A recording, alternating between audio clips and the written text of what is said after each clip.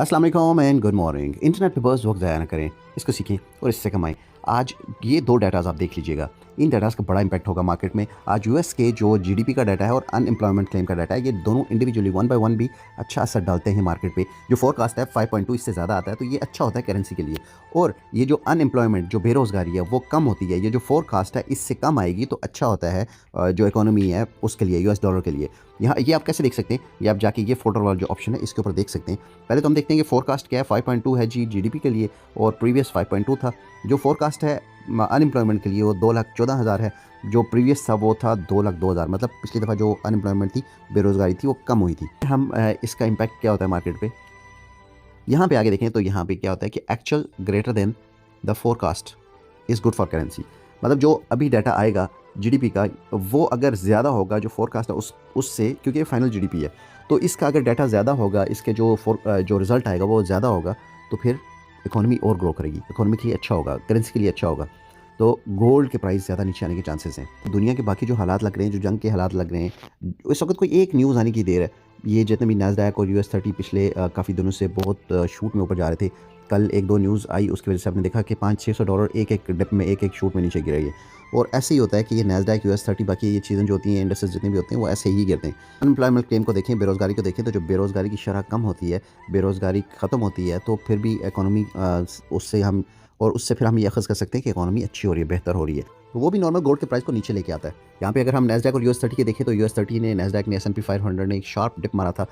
अगर आप बुध की शाम को देखें, वेडनेसडे की शाम को देखें, तो ये जो पिछली दफ़ा जो फेड के चेयर ने बात की थी कि हम रेट कट्स कर रहे हैं और रेट हाइक नहीं करेंगे हम, तो उस वजह से जो नैस्डैक और यूएस 30 वगैरह के प्राइस ऊपर जा रहे थे कॉन्टीन्यूसली, लाइक 6-7 दिन 8 दिन एकदम ऊपर जाते रहे।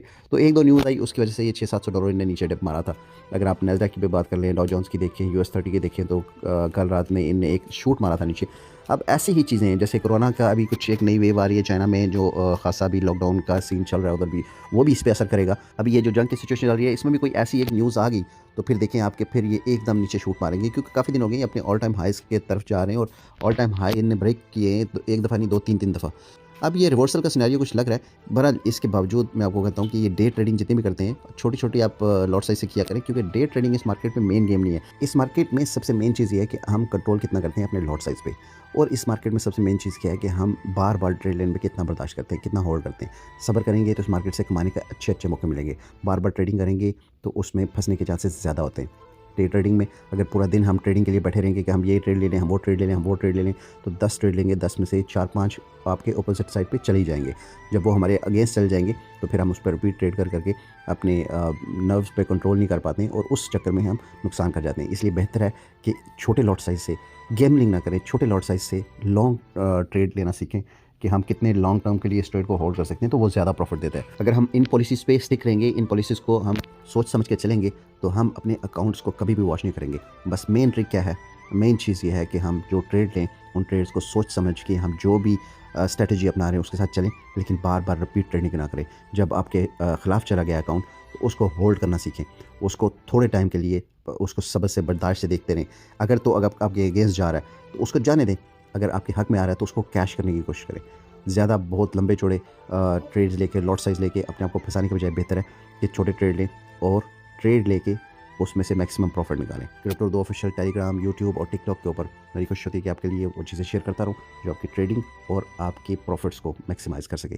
अपना बहुत सारा ख्याल रखें। दुनिया कमाएं, दुनिया के साथ साथ आखिरत की भी फ़िक्र करें। दुनिया माल से है तो आखिरत अमाल से।